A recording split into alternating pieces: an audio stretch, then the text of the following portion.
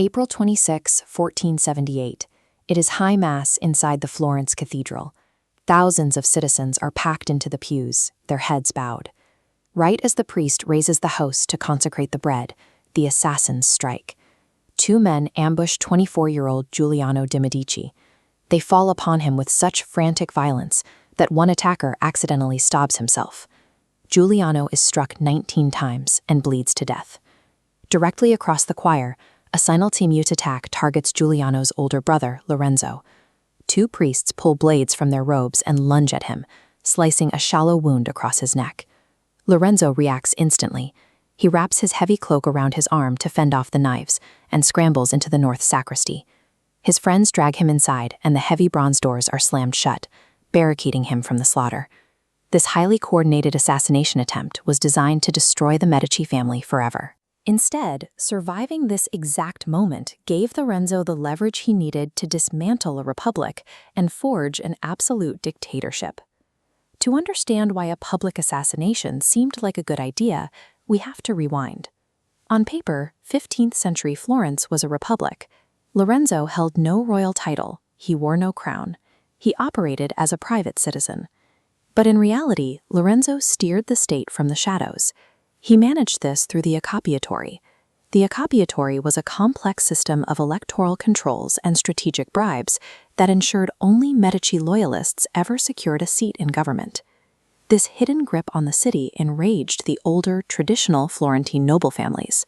To them, the Medici were arrogant upstarts, treating a free republic like their personal property. Because Lorenzo ruled through influence rather than formal law, his power appeared brittle. His enemies calculated that his authority lived and died with the brothers themselves. Kill the Medici, and the entire regime would instantly collapse. The primary architects of the plot were the Pazzi family. They were an older, wealthier banking dynasty, furious at being politically sidelined and stripped of vast inheritances by Medici decrees.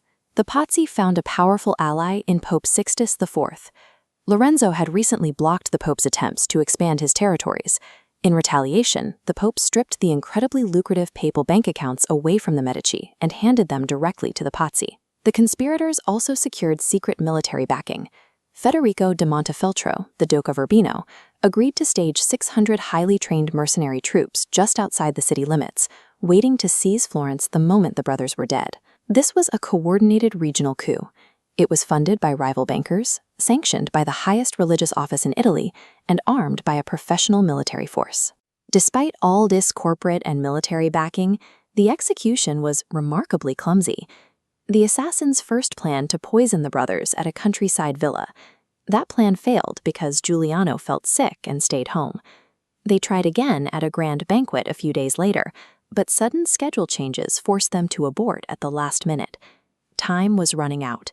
600 mercenaries were already marching on the city. The plotters had to strike immediately, deciding they would kill the brothers the next morning, in public, during Easter Mass. This pivot created a fatal flaw in the operation. Their hardened mercenary assassin refused to commit murder inside a sacred space. Desperate, the conspirators replaced him with two nervous, inexperienced priests to target Lorenzo.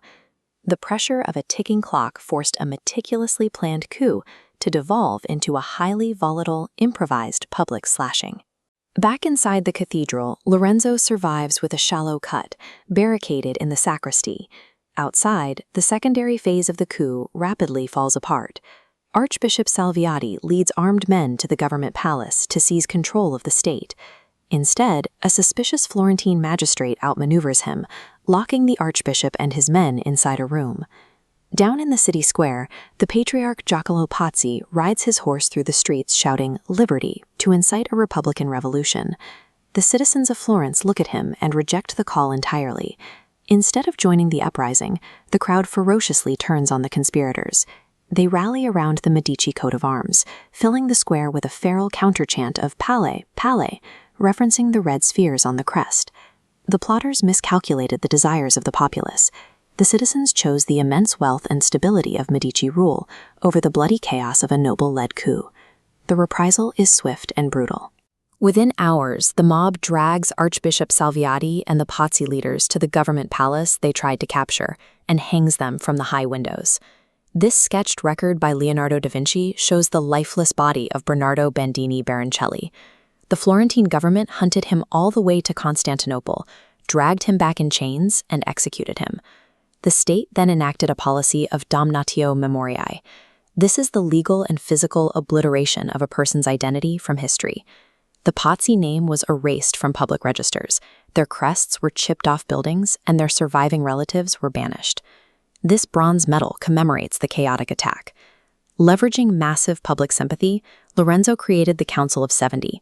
Packed with loyalists, it gutted the Republic's checks and balances, institutionalizing his absolute rule under the banner of public safety. The ultimate historical irony of the Pazzi Conspiracy is clear. The plot designed to free Florence from Medici influence provided the exact political catalyst that granted Lorenzo the Magnificent absolute power.